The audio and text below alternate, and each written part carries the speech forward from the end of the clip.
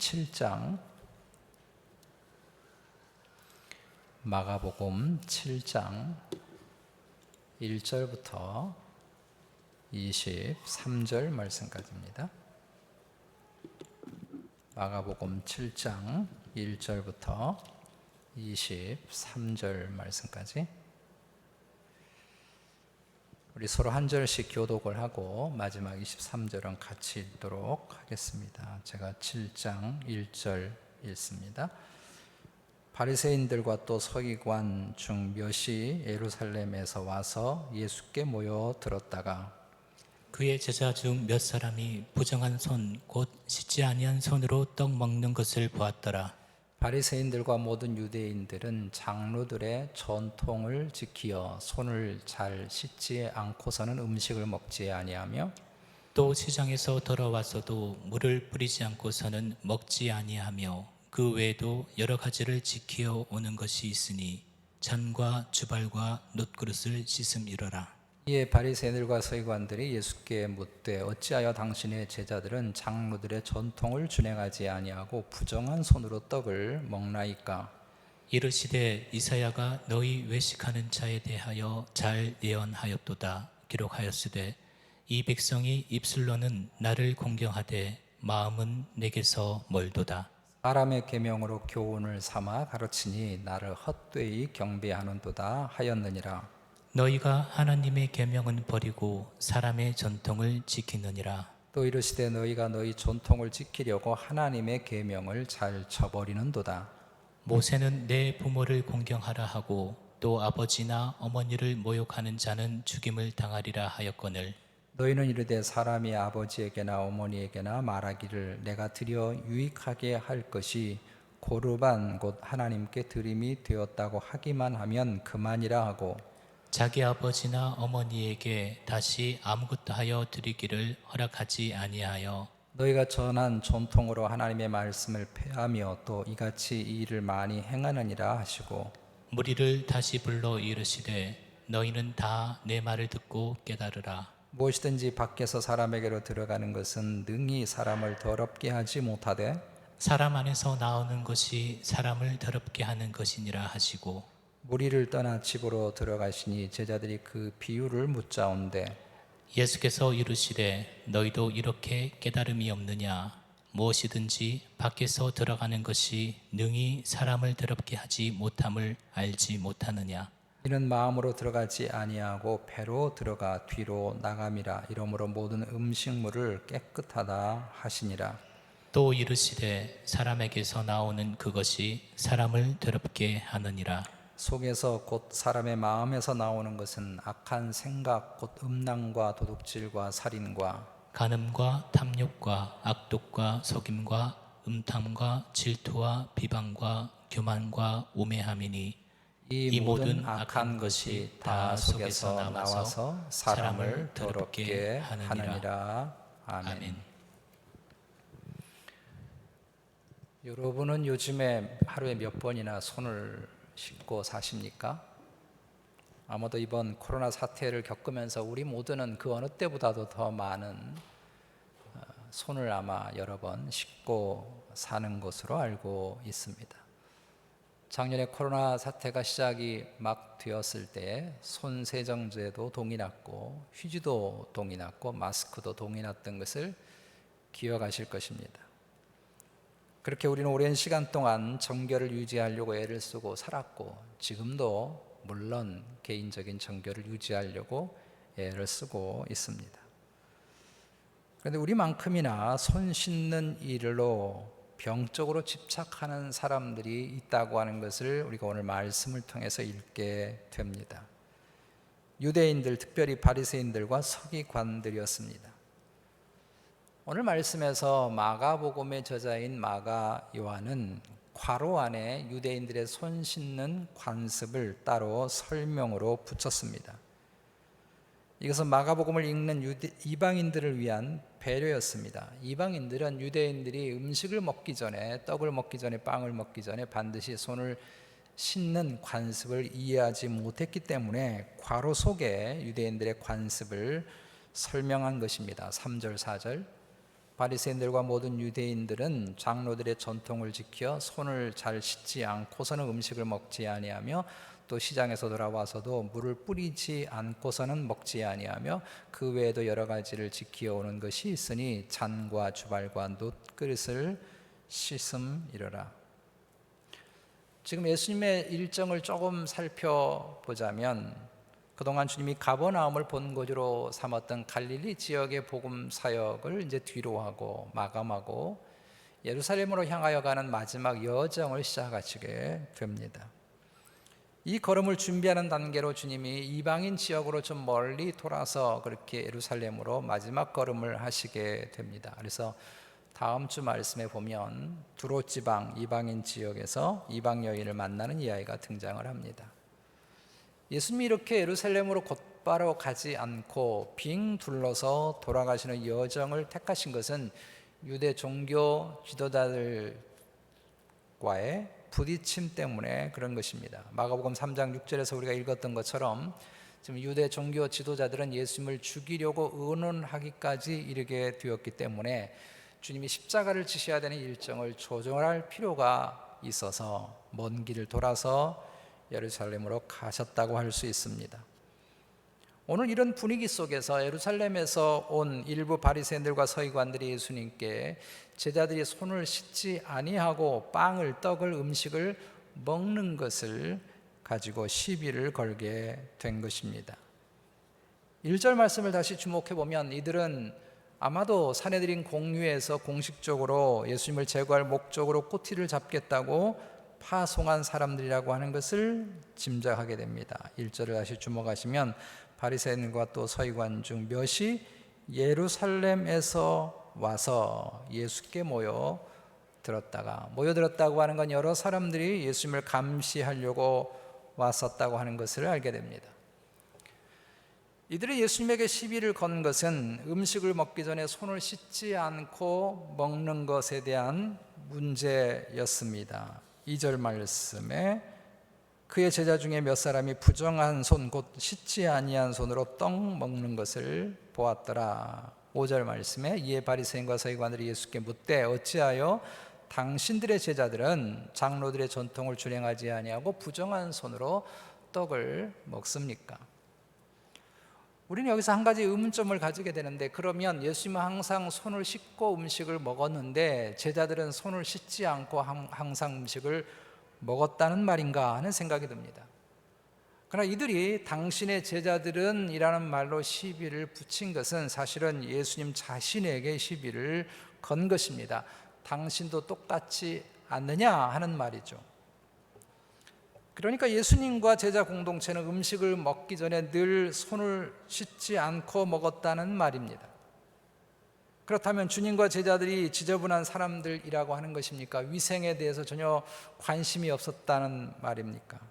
지금으로 말한다면 마스크도 잘 쓰지 않고 백신도 맞지 않고 손세정제도 사용하지 않는 것 같다고 할 수 있을 것입니다.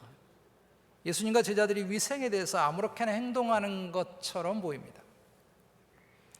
자기 자신을 건강을 위해서도 그렇고 타인을 배려하는 마음에서도 그렇고 우리는 자주 손을 씻어야 하고 개인 위생에 힘을 써야 합니다. 우리가 마스크를 늘 쓰는 이유는 내 자신의 안전을 위해서이기도 하지만 타인에 대한 배려이기 때문이기도 하죠.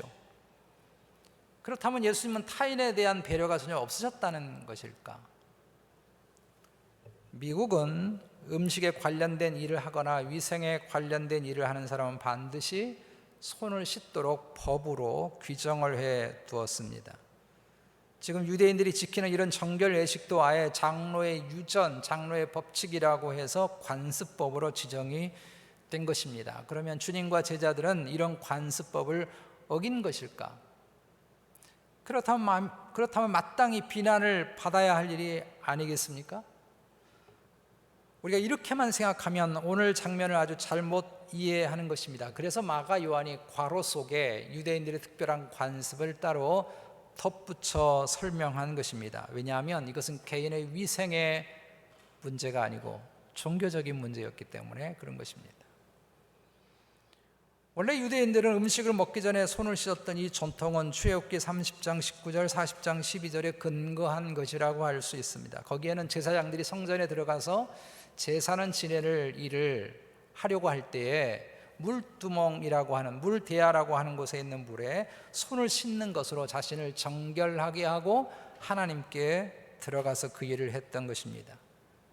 그런데 후대의 장로, 흔히 랍비, 백성의 대표들이라고 하는 사람들인데, 이 사람들이 유대인들의 지혜서의 책에 등장하는 그런 사람들인데, 이런 사람들이 이 규례를 일반 백성에게도 적용했던 것입니다. 특별히 이 손을 씻는 규례는 밖에 다닐 때 자신도 모르게 부정하다고 여긴 이방인들과 접촉할 수 있고, 특별히 우리 4절 말씀에도 있습니다마는 시장에서 내가 지나다닐 때 물건을 만질 때 그 물건이 이방 사람들이 만진 물건이라고 한다면 내가 부정을 탄다고 생각을 해서 그렇게 항상 손을 씻었던 것입니다. 처음에는 자신을 정결하게 한다는 의미에서 손을 씻은 것으로 일이 시작됐겠죠. 그런데 나중에 그것이 가서 법이 되고 그곳의 사람들을 규정하고 정죄하고 자신들이 가지고 있는 기득권을 유지하는 규칙이 되었습니다. 예를 들면 우리 한국의 제사제도 같은 경우도 그런 것이라고 할 수 있습니다. 우리 조상들이 원래부터 제사제도가 있었는가 하면 그렇지 않습니다, 여러분.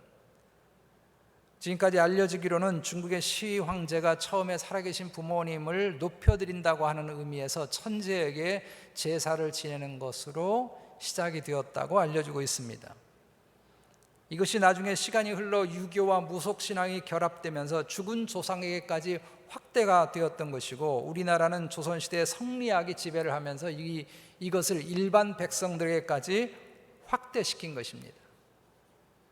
처음에는 부모님을 위한다고, 부모님을 생각한다고, 부모님을 높여드린다고 하는 좋은 뜻에서 했던 것이지 죽은 조상에게 제사할 뜻도 없었던 것이고, 이것을 통해서 후손들이 잘 된다고 하는 생각도 없었던 것이죠.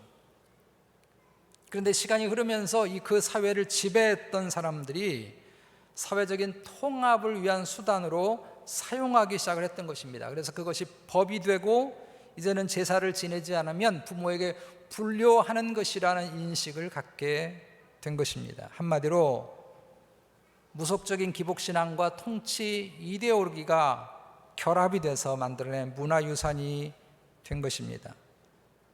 지금 유대인들이 손을 씻는 행위가 그런 것입니다. 애초에는 손을 모든 백성들이 다 씻어야 된다고 하는 것도 없고, 구약율법에 음식을 먹기 전에 누구든지 손을 씻어야 된다고 하는 것도 없고, 제사장들이 자신의 정결함을 위해서 손을 씻었던 일이 지금은 이렇게 확대가 되고 발전이 된 것입니다. 그래서 4절의 말씀에 있는 것처럼 손목까지 물을 뿌려야 되었고, 더 발전을 해서 온갖 그릇을 물로 씻어내는 것으로 발전한 것입니다. 그 이유는 무엇인가 하면 대부분의 그릇이, 특별히 오늘 말씀에 나오듯이 놋그릇은 다 이방인들이 만들었기 때문에 그 그릇이 부정하다고 여겨져서 늘 씻었다는 것입니다. 다시 한번 말씀드리지만, 그렇다고 주님과 제자들이 위생관념이 전혀 없어가지고 맨날 손도 씻지 않고 음식을 먹었다고 한 말씀도 아니고, 예수님과 제자들이 그릇도 씻지 않고 음식을 담아서 드셨다고 하는 것도 아닙니다.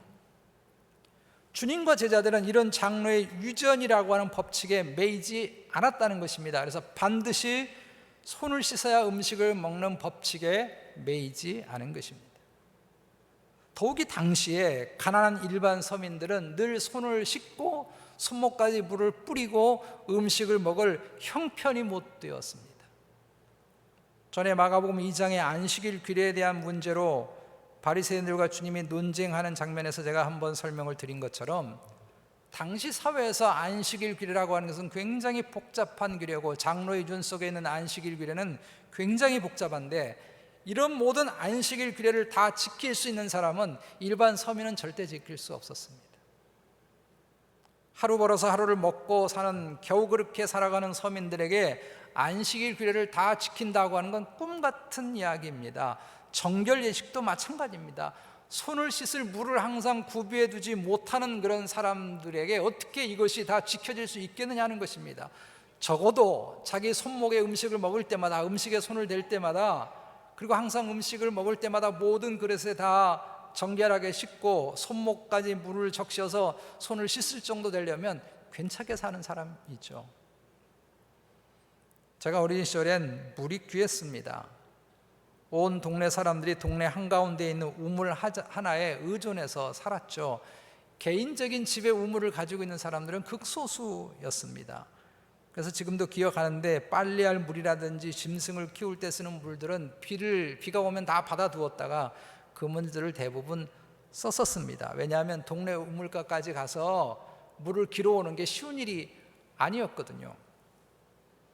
그래서 그때는 그냥 손에 뭐가 묻으면 툭툭 털어내거나 주위에 그냥 풀밭에 아무렇게나 손 그냥 한번 씻고 다 음식을 손으로 먹었던 기억이 있습니다. 심지어 땅에 떨어지는 음식도 흙 털어내고 다 먹었죠. 그래도 우리 안 죽고 여기까지 살아 있습니다. 그죠? 그래서 생긴 이야기가 있는데요. 자녀들이 손자 봐달라고 할 때 하기 싫으면 옛날처럼 키우면 됩니다. 음식 자기 입에 잘게 자근자근 씹어가지고 손주 입에 한번 넣어봐 주세요.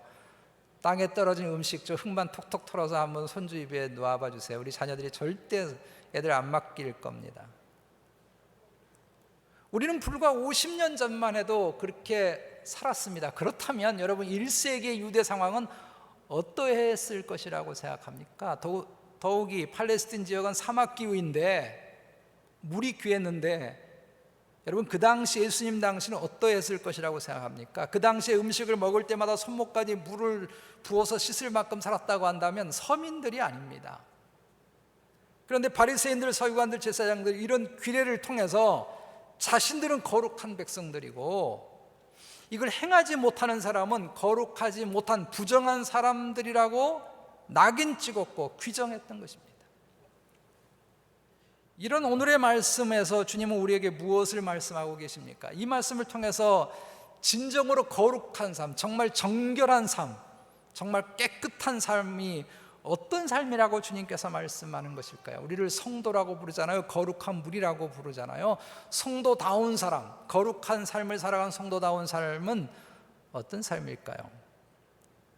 가장 먼저 주님은 진정으로 거룩한 삶이란 마음에 있다고 가르칩니다. 마음에 있다고 가르칩니다. 15절 16절 무엇이든지 밖에서 사람에게로 들어가는 것은 능히 사람을 더럽게 하지 못하되 사람 안에서 나오는 것이 마음에서 나오는 것이 사람을 더럽게 하는 것이니라. 20절부터 23절 또 이르시되 사람에게서 나오는 그것이 사람을 더럽게 하느니라. 속에서 곧 사람의 마음에서 나오는 것은 악한 생각 곧 음란과 도둑질과 살인과 간음과 탐욕과 악독과 속임과 음탕과 질투와 비방과 교만과 우매함이니 이 모든 악한 것이 다 속에서 나와서 사람을 더럽게 하느니라. 이방인들을 접촉하거나 죄인이라고 부르는 사람들을 접촉하거나 부정하다고 여기는 것들을 접촉해서 우리가 부정하게 되는 게 아니라 우리를 정말 부정하게 만들고 거룩하지 못하게 만드는 것은 더러운 우리의 마음이라는 것입니다. 우리가 이 어려운 코로나 시대에서 개인의 위생과 정결한 삶을 위해서 힘을 써야겠지만 정말 더 무서운 바이러스가 있다고 한다면 코로나 바이러스가 아니라 21절과 22절에 말씀하고 있는 악한 생각들입니다. 이기적인 욕망, 질투, 시기, 미움, 증오 이런 바이러스가 코로나 바이러스보다 더 무서운 것입니다. 이런 바이러스는 우리 영혼의 삶까지 다 망가뜨리기 때문에 그것입니다. 지금 주님이 이것을 말씀하시는 것입니다.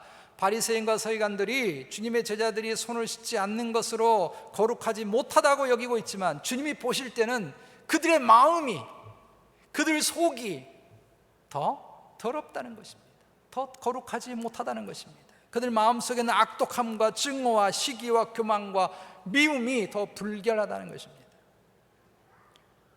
우리 주님이 7절, 8절, 9절 말씀에서 사람의 계명과 하나님의 계명이라고 하는 대조적인 표현을 쓰셨습니다. 8절 너희가 하나님의 계명을 버리고 사람의 전통을 지키느니라. 7절 사람의 계명으로 교훈을 삼아 가르치니.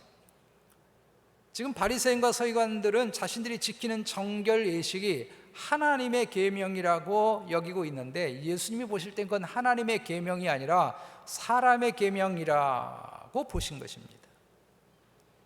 도대체 하나님의 계명과 사람의 계명의 차이는 무엇일까요? 그게 마음의 문제라는 것입니다. 마음이 어디가 있느냐 하는 것입니다. 사람의 계명이란 사람들이 보아주기를 바라는 계명입니다. 내가 이렇게 하면 다른 사람들이 나를 거룩하게, 나를 선하게, 나를 깨끗하게, 나를 괜찮은 사람으로 보아주겠지라는 생각을 하고 행하는 계명이 사람의 계명입니다. 그리고 그런 외식적인 것으로 자신과 타인의 신앙을 함부로 판단하고 그 사람의 인격을 함부로 판단하고 정죄하는 것이 있다면 그것이 사람의 계명입니다. 그것이 아무리 하나님이 말씀하신 계명이라고 할지라도 그것은 사람의 계명일 뿐입니다. 마음이 자신과 사람에게 있기 때문이죠. 그러나 하나님의 계명은 우리 마음이 하나님께로 기우는 것입니다. 하나님이 나를 어떻게 보실까 하는 것에 집중하는 것입니다. 누가복음 18장에 등장하는 바리새인과 세리의 기도의 이야기는 오늘 주님 말씀하시는 내용을 정확하게 보여준다고 할 수 있습니다. 바리새인이 어떻게 기도합니까? 하나님이여, 나는 다른 사람들 곧 토색, 불의, 간음을 하는 자들과 같지 아니하고 이 세리와 같이 아니함을 감사하나이다. 나는 일주일에 2번씩 금식하고 또 소득의 11조를 드리나이다 라고 기도했습니다. 근데 세리는 이렇게 기도했습니다. 세리는 감히 눈을 들어 하늘을 제대로 쳐다보지 못하고 가슴을 치면서 기도를 하기를, 하나님이여 나를 불쌍히 여겨 주옵소서, 나는 죄인입니다 라고 기도했습니다. 바리새인의 이 기도는 거짓말입니까? 그렇지 않습니다. 바리새인처럼 살면 잘못 산다는 것입니까? 금식 기도하면 다 가식적이라는 것입니까? 새벽 기도하면 다 외식적인 것입니까? 11조를 잘하고 살면 다 율법적인 것입니까? 바르게 살고 열심히 주님을 위해서 살아가는 것은 다 가식적이고 바리새인적인 신앙이라는 것입니까? 그럼 반대로 우리가 세리처럼 살아도 된다는 것입니까? 주님이 지금 말씀하시려고 하는 것은 속에 있는 것을 솔직하게 드러내놓고 사는 사람이 정직한 것이지, 바리새인처럼 안 그런 척하면서 살아가는 사람은 부정한 사람이라고 말씀하는 것이 아닙니다. 간혹 이런 사람이 있어요. 자기가 하고 싶은 얘기 다 하고요, 성질 다 내면서 하는 말이 자기는 뒤끝이 없는 사람이라는 거예요. 자기는 깨끗하고 솔직하고 정직한 사람이라고 하는 것입니다. 이게 정직한 것입니까? 이게 솔직한 것입니까? 내 속에 있는 것 다 털어놓고 다 얘기하고 마음대로 사는 것이 내가 솔직한 것입니까? 할렐루야 그러면서 속으로 감추고 살아가는 것이 외식적인 것입니까? 도대체 하나님은 왜 바리새인의 정직하게 살았다는 기도는 외면하시고 나는 죄인이라고 고백하는 세리의 기도는 왜 받으신 것입니까? 그것은 마음이 어디에 있는가 하는 것입니다. 우리 마음이 어디에 있는가. 세리는 오직 하나님을 주목했고 바리새인은 사람을 주목했습니다. 바리새인이 잘못 살았다는 뜻이 아닙니다. 세리가 잘 살고 있다는 뜻이 결코 아닙니다. 지금 제자들처럼 손을 씻지 말고 살라는 것도 아닙니다. 음식을 먹을 때 항상 손을 씻는 것이 다 가식적인 것이고 다 바리새적이다, 그런 말씀이 결코 아닙니다. 주님이 보시는 것은 우리 마음입니다. 우리 마음이 어디를 향해 있는가, 우리 마음속에 대해서 뭘 담아놓고 살려고 갈망하고 열망하며 살아가는가, 여기에 있는 것입니다. 잠언 4장 23절 말씀에 무릇 지킬 만한 것보다 더욱 내 마음을 지키라, 생명의 근원이 이에서 남이라고 하셨습니다. 마음을 지킨다는 것이 뭘까요? 우리 마음이 탁하여지지 않도록, 마음의 온갖 세상적인 욕망의 자풀이 자라지 않도록 그렇게 가꾸는 것임과 동시에 순수하게 주님을 바라보는 것입니다. 다윗이 밧세바를 범하고 깨달은 것 중에 하나가 무엇인가 하면 마음이 병든 것을 깨달은 것입니다. 자기가 왜 그런 범죄를 저질렀는가? 마음이 병들었어요. 마음이 탁해졌습니다. 마음이 흐려진 것입니다. 그래서 시편 51편의 회개기도를 했던 기도가 무엇입니까? 하나님이여 내 속에 정한 마음, 깨끗한 마음을 창조하시고 내 안에 정직한 영을 새롭게 해 주옵소서. 우리 마음을 잘 관리하고 살기를 원합니다. 하나님 앞에서 순수하고 깨끗한 영혼과 마음을 우리가 가꾸면서 살기를 원합니다. 사람들이 나를 어떻게 볼까? 나를 어떻게 평가할까? 세상이 나를 어떻게 평가할까를 신경 쓰기보다도 내 마음에 무엇이 들어있는지를 너무나 잘 아는 하나님 앞에서 내가 어떻게 살아갈까를 늘 주목하기를 원합니다. 사람들이 나를 신령한 사람이라고, 거룩한 사람이라고, 신앙이 좋은 사람이라고 보아주기를 바라기보다는 하나님이 나를 어떻게 평가하실까를 늘 주목해서 살기를 원합니다. 그렇게 우리가 말씀과 기도 가운데 하늘을 주목하고 하나님 주목하고 살아간다면 거룩의 영이신 성령 하나님이, 성결의 영이신 성령 하나님이 우리의 마음의 생각과 마음과 삶을 지켜주실 줄로 믿습니다. 두 번째로, 진정한 거룩한 삶이란 사랑하면서 살아가는 삶이라고 주님께서 말씀하십니다. 주님이 이들이 거룩을 말하고 있지만 실제로는 거룩한 삶과는 무관하다고 하는 것을 고르반이라고 하는 제도를 지적하셨습니다. 11절부터 13절에 있는 말씀입니다. 13절 말씀 보면 너희가 전한 전통으로 하나님의 말씀을 폐하며 또 이 같은 일을 많이 행하느니라고 하신 것을 보면 이 고르반이라고 하는 제도는 그 중에 하나일 뿐이라는 거예요. 이런 일들이 굉장히 많다는 것이죠. 이 고르반이라고 하는 히브리어의 뜻은 제물, 예물이라고 하는 뜻으로 하나님께 드리려고 따로 구분해 두었다, 구별해 두었다고 하는 의미입니다. 레위기의 40회, 민수기의 38회가 나올 만큼 구약적인 언어이고 신약에는 딱 이곳 한 곳만 기록이 되어 있습니다. 실은 고르반은 전혀 나쁜 뜻이 아니죠. 우리는 마땅히 우리의 삶의 모든 것이 고르반 돼야 합니다. 모든 것이 하나님의 것이니까 우리의 재물도 고르반이 돼야 할 뿐만 아니라 내 인생의 모든 것이 다 고르반, 하나님께 드려지는 것이 돼야 되겠죠. 근데 문제는 뭐냐면 이 좋은 제도를 지금 유대인들이 잘못 악용하고 있는 것입니다. 구약에서 이건 고르반 되었다, 하나님께 드리려고 작정되었다라고 한다면 다른 곳에 사용할 수 없도록 되어 있는 것입니다. 이걸 악용하는 것이죠. 그래서 부모에게 마땅히 드려야 되고 다른 사람을 사랑해야 될 돈을, 물건을 고르반 되었다고 정해버리는 것입니다. 그럼 다른 데 사용 안 하잖아요. 우리가 교회에서 사용하는 여러 용품들은 개인이 마음대로 사용할 수가 없지 않습니까? 여러분 집에 가스 좀 줄인다고 교회 부엌에 가서 맨날 밥해 먹고 할 수 있어요? 뭐 일주일 내내 교회 부엌 아무도 안 쓰는데 뭐 쓰면 어때? 그럴 수 있습니까? 그럴 수 없죠. 이건 교회뿐만 아닙니다. 내가 회사를 다니면 회사에 있는 물건은 회사의 용도를 위해서 사용하도록 되어 있는 거지 그걸 내 가방 속에 날마다 들고 올 수 없는 거예요. 개인이 사용하는 건 범죄죠. 그건 도둑질입니다. 관용차라는 게 있죠. 우리 한국에 가면 그거는 공식적인 용도를 위해서 쓰는 차잖아요. 근데 그걸 내가 개인적으로 마음대로 끌고 다녀도 됩니까? 안 되는 것입니다. 그것처럼 여기에 있는 모든 것들은 하나님을 예배하고 또 성도들의 유익을 위해서 구별된 거예요. 한마디로 말해서 고르반 된 것입니다. 다른 용도로 쓸 수 없다는 거예요. 근데 문제는 이걸 악용한다는 것입니다.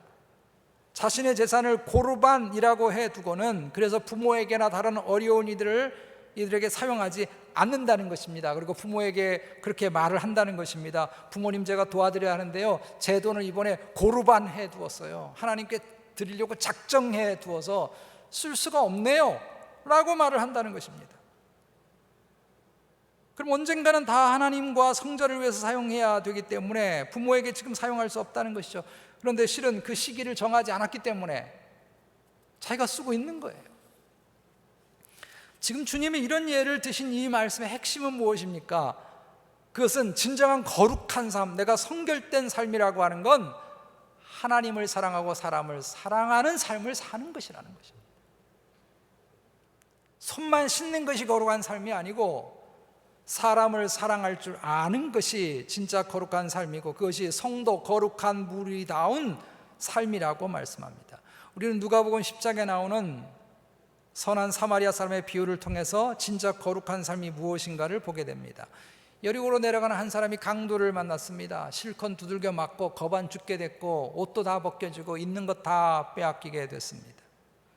근데 그곳을 지나가다 한 제사장이 그 사람을 보았지만 피해서 지나갔고 또 한 레위인이 그 사람을 보았지만 피해서 지나갔다는 것입니다. 왜 피해서 지나갔는가 하면 그 비유를 가만히 읽어보면 강도 만난 사람이 옷이 벗겨졌거든요.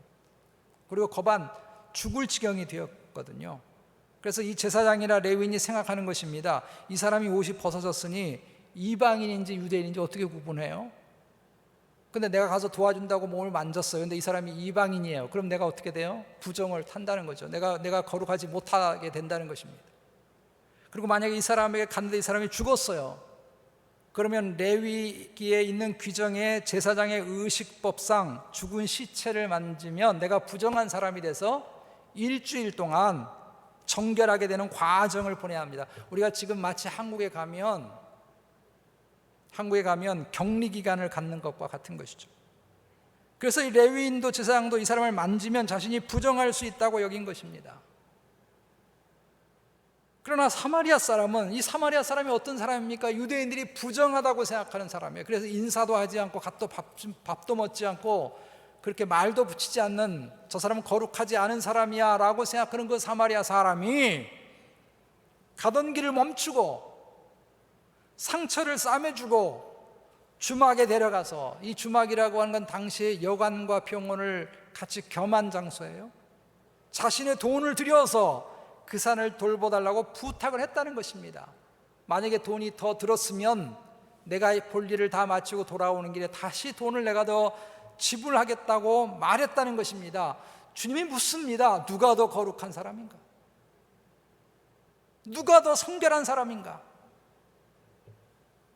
간혹 또 제가 그런 주위에 그런 분들을 많이 만나봤는데요, 자기는 평생 술, 담배 안 하고 살았고 이혼도 하지 않았고 자기는 주일 예배 거의 빠진 적이 없고 교회에서 직분이 어떠하기 때문에 나는 불신자와 다른, 나는 믿지 않는 사람과 다른 구별된 사람이라고 생각하고 말하는 사람을 종종 봅니다. 그러면 주님은 그 사람에게 물으실 것입니다. 당신이 하나님과 사람을 얼마나 사랑했느냐고, 얼마나 사람을 사랑했느냐고, 얼마나 아내나 남편을, 부모를 사랑했느냐고, 얼마나 내 주위에 도움이 필요하고 힘들어하는 사람들을 위해서 손을 내밀어 보았느냐고 물을 것입니다. 무엇이 더 거룩이냐고, 무엇이 더 성결이냐고.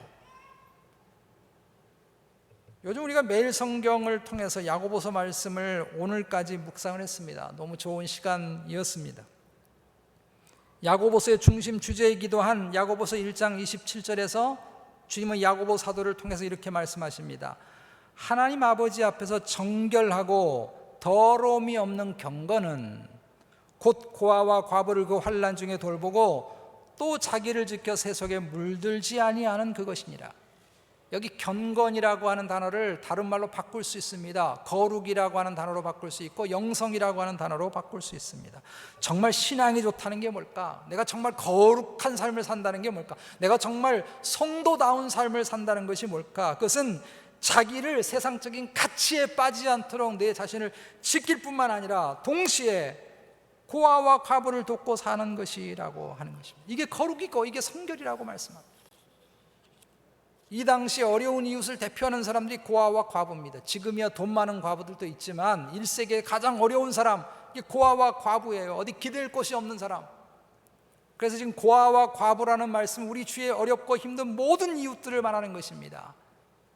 사랑해야 하고 이해해야 하고 용서해야 하고 치유가 필요한 내 주위의 사람들, 우리의 따뜻한 손길이 필요하고 따뜻한 말 한마디가 필요하고 따뜻한 기도와 관심과 사랑이 필요한 사람들, 이들에게 실제적인 도움을 베푸는 것, 실제로 섬기고 봉사하며 살아가는 것이 진짜 영성이고 진짜 거룩이고 진짜 성결한 삶이 되는 줄로 믿습니다.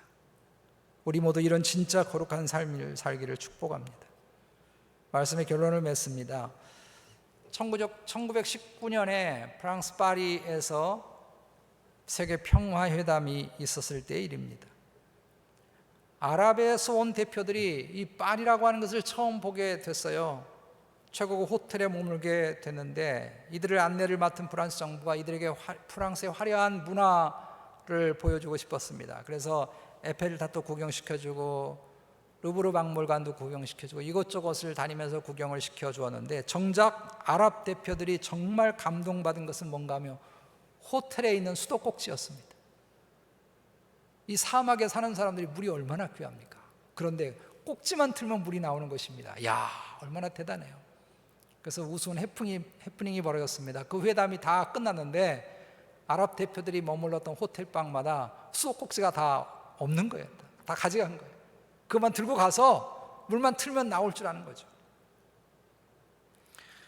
오늘 등장한 바리새인들과 서기관들은 이런 아랍 대표들과 같습니다.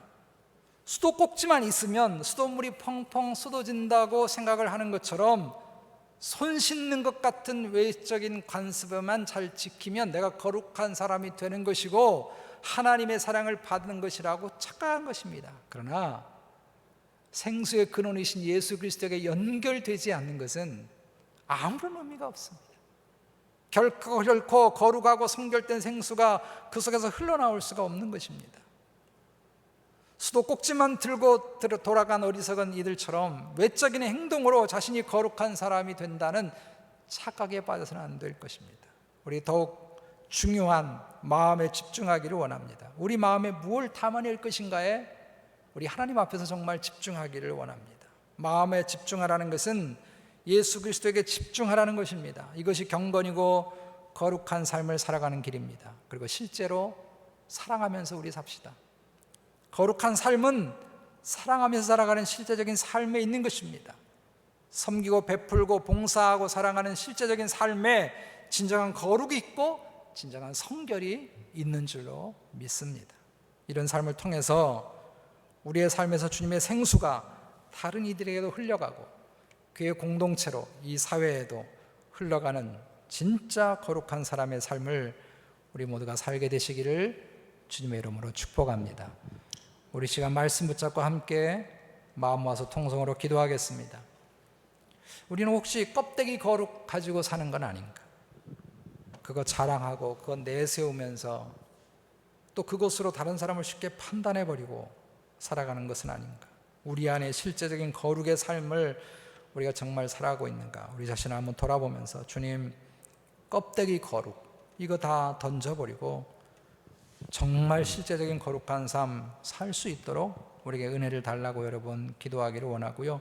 우리 교회를 위해서 여러분 기도하겠습니다. 우리 거룩한 교회, 주님의 생수를 세상에 흘려보낼 수 있는 그런 교회 될 수 있도록 은혜를 달라고 여러분 기도해 주시고, 특별히 8월 8일 우리 교육부서에서 있는 행사에 하나님 은혜를 달라고 우리 마음 모아서 함께 통성으로 기도하겠습니다. 하나님, 은혜를 정말로 감사합니다. 우리에게 무엇이 중요한지 무엇이 소중한지 다시 보게 해주신 것 하나님 정말로 감사합니다. 우리 사람들에게 보이는 일들을 그것에 마음 쓰고 그것에 우리의 삶을 두고 살아가는 그런 어리석은 일이 없도록 도와주시고, 정말 하나님이 나를 어떻게 보실까에 아버지 하나님 바라보고 살아갈 수 있는 진정한 거룩한 삶, 진정한 성결된 삶, 살아있는 거룩, 살아있는 성결 위에서 살아가는 우리의 삶이 될 수 있도록 하나님 은혜를 베풀어 주옵소서. 헛된 것에, 허망한 것에, 허탄한 자랑에 우리의 마음과 생각과 우리의 삶이 끌리지 않게 하여 주시옵소서. 주님이 보시기에 값지고 아름다운 곳에 우리의 삶을 던지고 우리의 인생을 던져 살아갈 수 있게 하여 주옵소서. 하나님, 우리 열린 교회를 주께서 붙들어 주시기 원합니다. 주님 기뻐하시는 교회 되게 하여 주옵소서. 우리